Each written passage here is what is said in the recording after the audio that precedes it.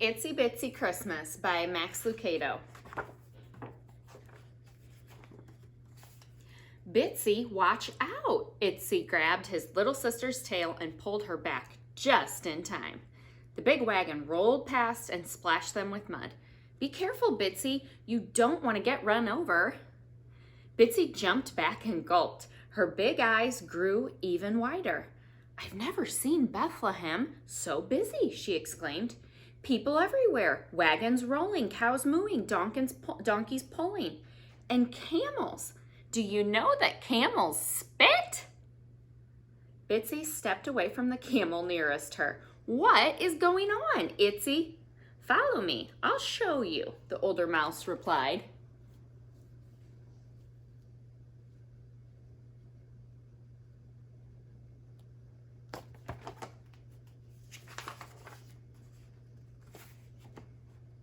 Itsy took his sister's hand and they scampered to the top of the city wall. It is time to count all the people. Everyone has to go back to their hometown and sign the big book. Bitsy looked around. This is a big day for Bethlehem. Big day indeed, said a deep voice behind them. Itsy and Bitsy turned. A donkey was talking to them. The mice were on the wall so they could see him, face to face. Whoa, you're big, said Itsy. I've never seen the inside of the nose of a donkey before, he added, peering inside the nostril. Ew-wee, Bitsy offered.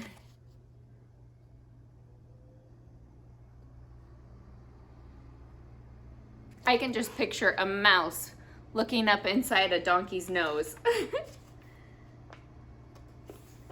Who are you? She asked the donkey. I'm Daniel, from a faraway town. Are you here to be counted? No, he said very slowly. I am here because of the king. What? Haven't you heard? The king is coming to Bethlehem. But Bethlehem is an itsy bitsy town, Bitsy explained. Why would a king come here? This king is special. He comes for everyone, big and small. Like us? Itsy asked. Like you. Bitsy turned, her whiskers bouncing. Itsy, we need to tell our friends. Yes, yes, Itsy agreed. They will want to see the king too. So a king is coming to see everyone, big and small. The mice dashed between feet, hooves, and rolling wagon wheels and ran toward their stable. They scurried under the gate, up the stable post, and onto their favorite rafter. From their high spot above the floor, they could see all of their friends. Ruthie the mama horse was the biggest. Rowdy the rooster was perched on the rail. 6 sheep were crowded in the corner. Charlie the cow grazed on some hay. Grumpy the goat sulked in another corner. He never smiled. He was always mad at somebody. Ooh, we got a grouchy goat. No grouchy goats for Christmas. Come on. Itsy cupped his hand over his mouth and squeaked. Okay, everybody, gather in. We need to talk. No one moved.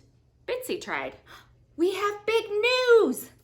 No response. Bitsy turned to Rowdy the rooster. Can you help us? Sure, replied Rowdy. I love any excuse to make some noise. He leaned his head back. Cock-a-doodle-doo!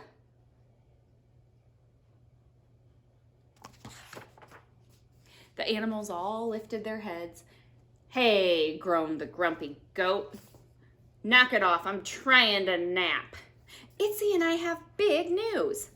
You're moving, Grumpy said. Grumpy, be nice, said Ruthie the mama horse. Itsy and Bitsy, tell us your big news. A king is coming to Bethlehem, to us. No one spoke for a long time. Then Rowdy crowed. A king to Bethlehem? That will never happen. The others snorted, baaed, neighed, and mooed in agreement. They don't think a king would come to the little tiny town of Bethlehem.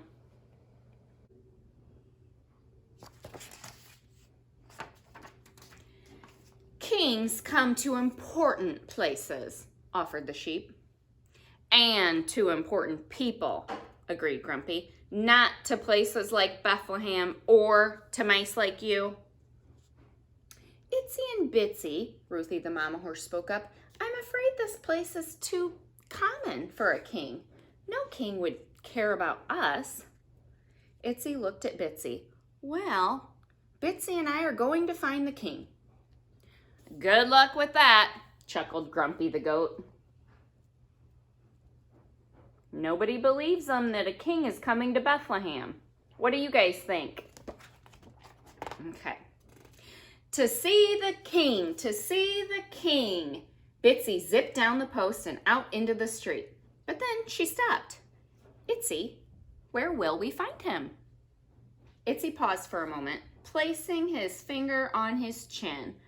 Well, let's go where all the important people go, to the city gate. Off they went. The leaders of the town sat at the city gate, making decisions. Bitsy spotted a wise owl sitting on top of the gate. Mr. Owl, she shouted, we hear that a king is coming to Bethlehem. Have you seen him? A king? In tiny Bethlehem? You won't find a king here. So the king hadn't come to the wise ones at the city gate.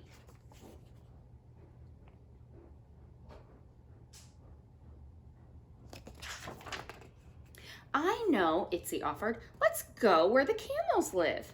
Kings ride on camels, right? So the two mice scampered over to the camel corral. Mr. Camel, shouted Itsy, we're looking for a king. Have you seen him? Silly mouse, I've carried some very rich and important men in my day, but I assure you, they didn't come here. Kings don't come to common places like Bethlehem. But we talked to a donkey and... Never trust a donkey, snickered the camel. Itsy sighed. Where else can we look? Well, let's look everywhere, said Bitsy.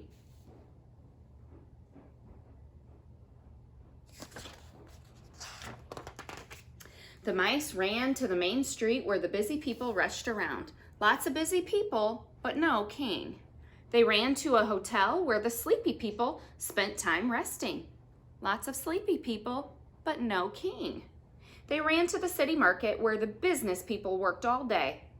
Lots of working people, but no king.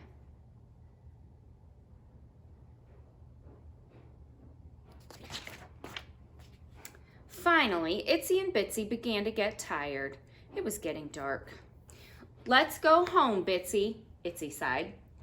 Everyone is right. No king is coming for us. We aren't important enough. Bitsy started to object, but didn't. A tear formed on her cheek as they headed toward home. I always wanted to see a king. Now I guess I never will.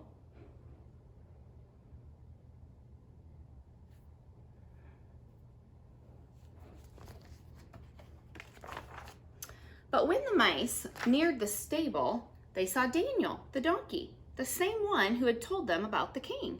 Itsy and Bitsy ran up onto the stable fence. We have looked all over town for the king. We couldn't find him. Well, said the donkey in his low, slow voice, you just did.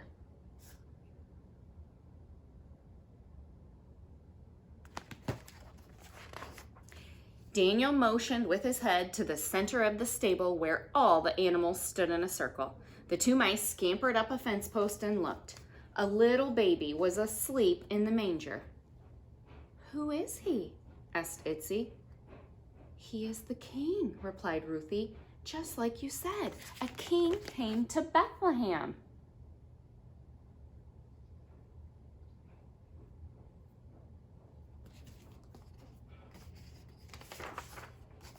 His name is Jesus, explained Daniel the donkey.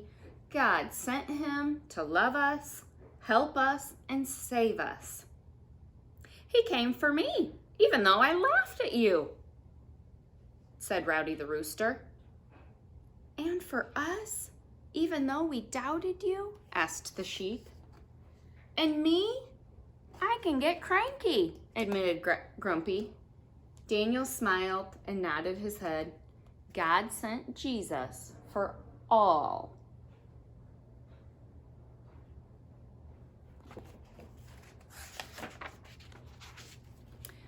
Who would have thought, observed Itsy. A king for everyone. A tear rolled all the way down Bitsy's nose.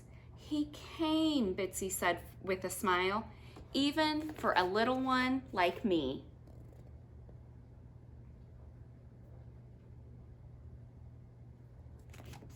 I hope you guys love the Itsy Bitsy Christmas story.